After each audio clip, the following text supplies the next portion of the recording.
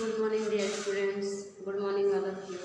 चलिए फिर आज हम देखते हैं अपने फिजिक्स के दूसरे यूनिट का नेक्स्ट टॉपिक, नया टॉपिक जो कि क्या है, सदिशों के योग का त्रिभुज नियम है। ठीक है, तो सदिशों के योग के त्रिभुज नियम को हमें समझना है और उसको जानना है कि जो है सदिशों के योग का त्रिभुज नियम कैसे निकाला जाता है।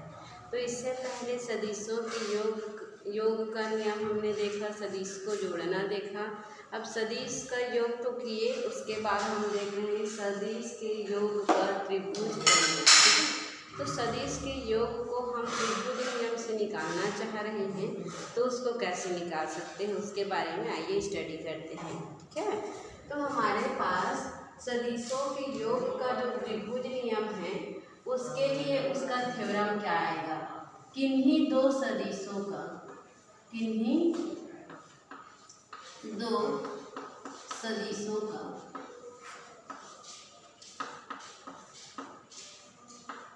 ठीक है, ये क्या है, एक सदिश है, ये क्या है, दूसरा सदिश है। ठीक है, ये वेक्टर ए है और ये वेक्टर क्या है, बी है।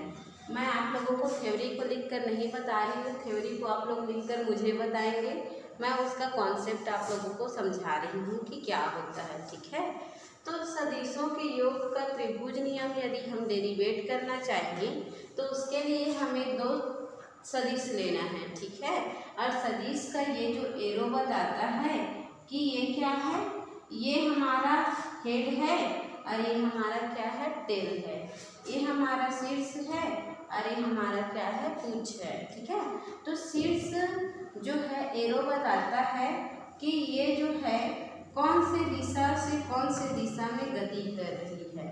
तो ये जो है पूंछ से शीर्ष की ओर गति कर रही है, दैट एरो का डायरेक्शन बताएगा कि वो लेफ्ट टू राइट डायरेक्शन में गति कर रही है और ये डाउन टू अप डायरेक्शन में मोशन कर रही है। ठीक है, तो इसको ये क्या कर रहा है, तो ये वेक्टर बता रहा है।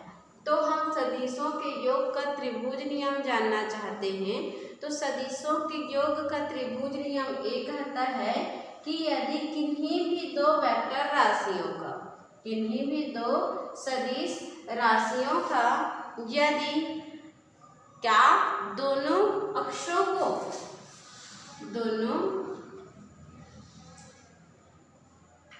सदिशों को क्या किया जाए, तो जोड़ा जाए। क्या किया जाए, जोड़ा जाए, संपर्क में रखा जाए, तो इन दोनों सदिशों का जो परिणामी सदिश मिलता है उसकी दिशा देखिए, इसकी दिशा इस डायरेक्शन पर है, इस डायरेक्शन के से जाएगा तो यहाँ से इस डायरेक्शन पे वो मोशन करेगा। लेकिन इस कंडीशन में जुड़ा है तो इसकी दिशा इस एरो में रहती तो वो क्लॉकवाइज सर्कल या एंटी क्लॉकवाइज सर्कल करता। ठीक है, यदि ये इधर से इधर राउंड कर रहा है, मतलब एंटी क्लॉकवाइज सर्कल कर रहा है, तो यदि ऐसा रहता इसके एरो का डायरेक्शन तो एंटी क्लॉकवाइज वो क्या करता, सर्कुलर जो है मोशन करता, गति करता, वो उसकी दिशा क्या बताती, तो ये एंटी क्लॉकवाइज चल रही है बताती है ना।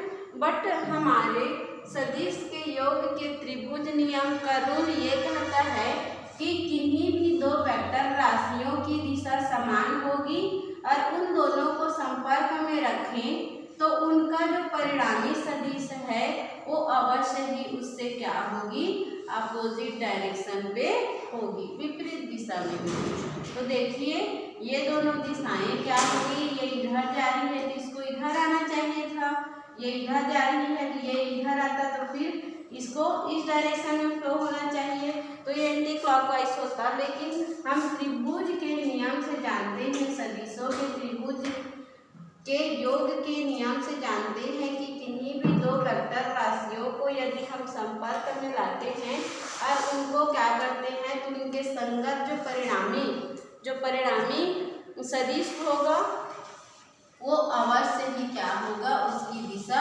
अन्य दो उसके संयुग्मी ए और बी रेखाओं से क्या होगा, विपरीत होगा, अलग होगा। अतः यह उसके लिए हमें मानना पड़ेगा पॉइंट को, तो मानेंगे, ठीक है। थ्योरिकल में आप लोगों को पूर्ण रूप से लिखना है कि सदिशों के योग का त्रिभुज नियम वह नियम होता है जिनमें किन्हीं भी दो वेक्टर राशियों का, किन्हीं भी दो सदिश राशियों को यदि हम संपर्क में रखें, संलग्न रखें, तो उन दोनों परिणामी सदिश को जोड़ने वाली जो सदिश रेखा होगी उसकी दिशा इन दोनों की दिशा से क्या होगी, विपरीत होगी। अर्थात इन दोनों परिणामी सदिशों का योग परिणामी सदिश r के योगफल के बराबर होगी। वेक्टर r का मान vector a plus vector b के बराबर होगी। तो क्लियर हो गया होगा मेरे ख्याल से। किन्हीं भी दो जो सदिश राशियों का योग या संलग्न भुजाओं का परिणामी उन दोनों भुजाओं के योगफल के बराबर होती है, ये सदिश के योग का त्रिभुज नियम कहलाता है। अब ये तो हम एज्यूम कर लिए, लेकिन इसको थ्योरी में लिखना भी है। माना कि पहला वेक्टर राशि a है और दूसरा वेक्टर राशि b है और उनका परिणामी सदिश जो है वेक्टर r है। तब हम देखें कि वेक्टर b और वेक्टर a और वेक्टर b संगत एक दूसरे के दिशा में क्या है, एंटी क्लॉकवाइज मतलब समान डायरेक्शन पर गति कर रही है, लेकिन उससे जुड़ने वाली जो परिणामी सदिश है वो उसके विपरीत दिशा में कार्य कर रही है। तब हम जानते हैं कि जो परिणामी सदिश r होता है वो अन्य दो संलग्न भुजाओं के योगफल के क्या होते हैं, बराबर होते हैं। और इस रूल को हम क्या कहते हैं, सदिश के योग का त्रिभुज नियम कहते हैं। क्लियर?